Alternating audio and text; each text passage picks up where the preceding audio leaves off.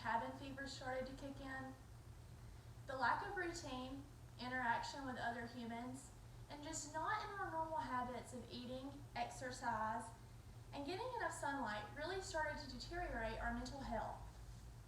Experts stress the importance of moving your body, safely communicating with others, and getting fresh air. Then, memes started to show up on social media of animals isolated in cages throughout the world. If you think being stuck at home is bad, imagine being an animal, stuck alone in a cage for days, months, even a lifetime, for human entertainment. People were furious, condemning this and how inhumane it was. Now, imagine that animal is a troubled teen, a person with a mental illness, or even your brother. This is the reality for tens of thousands of people in solitary confinement.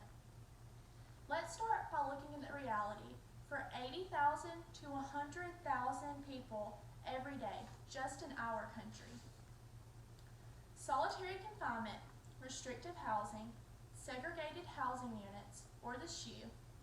There are many names for it, but they all have the same concept. Inmates are locked in a cell that measures about 7 by 9 feet. Craig Haney, an APA member and professor of psychology at the University of California, compared these to the size of a king-size bed. You are locked in these cells that contain a bed, a toilet and sink combination for 22 to 23 hours a day, only let out to shower and exercise. Recreation varies by prison. Some guys get to go out in fresh air and sunlight, but they're still in shackles or in a cage like this. Others don't even have that luxury, and they're stuck indoors, usually in a larger room. Many people aren't even allowed access to books, television, or other forms of entertainment. Human interaction is limited to guards, who are trained to be quick and to ignore you. You might get quick visits to health care or with your attorney, and if you're lucky enough, you'll get to see your family, but only one time a month. And you're still in restraints and separated by a partition. However, technology is dehumanizing these even more and making them virtual and through a webcam.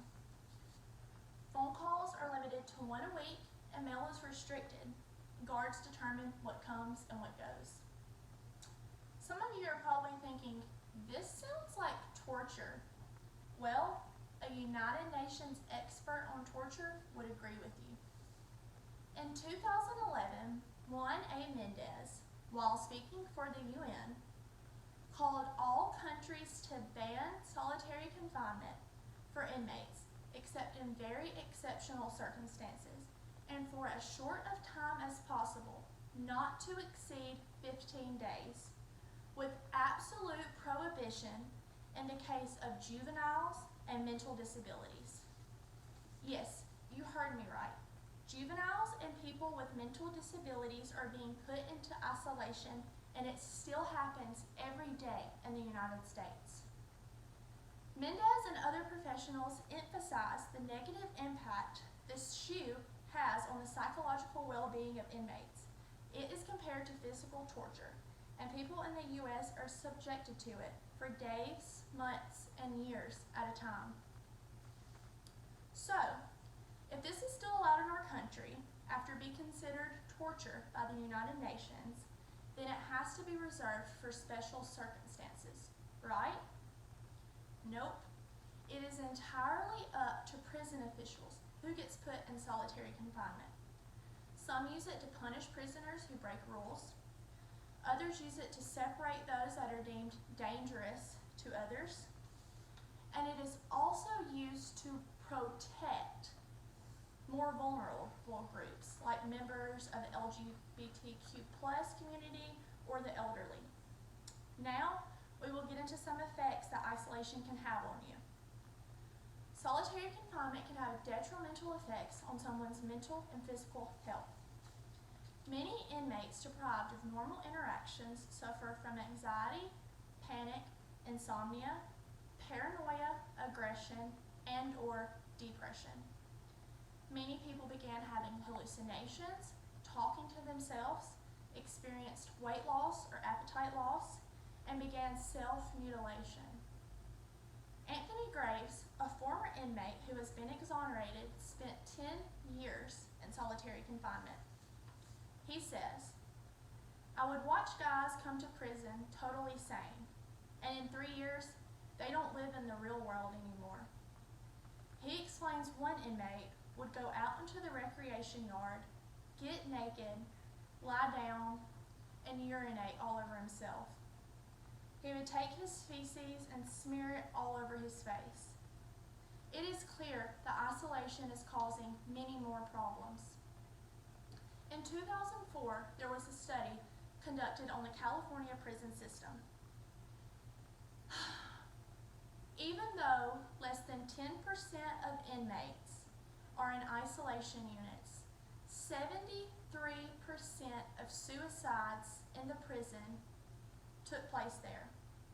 73%. A study in New York City jails showed people in isolation were 7 times more likely to hurt themselves than those in general population. And in Indiana, they were 3 times more likely.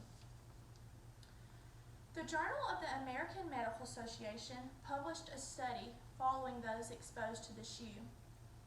In the first year after release, you were 24% more likely to die if you have been in solitary. 54% chance of being killed from a homicide, and you're 78% more likely to die by a suicide. In the first 2 weeks after a release, those exposed to solitary were 127% more likely to die by an opioid overdose. In the first 2 weeks, 127% more likely to die by an opioid overdose. It also showed that those who have one stay in solitary were 41% more likely to die by homicide or suicide. And if you had 2 stays in solitary, then that increased to 71% chance of being killed or dying by suicide. Surely, if we are ruining people's mental and physical well-being to the point of no repair, the benefits have to outweigh that, right? Wrong. There is no evidence that solitary confinement has reduced or deterred acts of violence in prison. A study conducted in 2006 found that opening a supermax prison had no effect on prisoner violence in Arizona, Illinois, and Minnesota. When it came to prisoner-on-staff violence, it had a limited impact on Illinois, no impact in Minnesota, and actually increased violence in Arizona. California conducted a similar study and discovered supermax prisons made all forms of violence increase.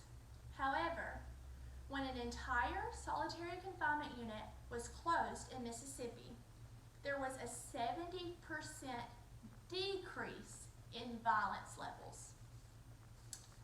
A promising unit was developed in the New York City jails to help with the treatment of people who would have previously been sent to the SHU. This was known as the Clinical Alternative to Punitive Segregation, or CAPS. This treatment unit provided individual and group therapy, art therapy, medication counseling, and community meetings. The rates of injury and self-harm improved when people were being treated rather than inhumanely punished.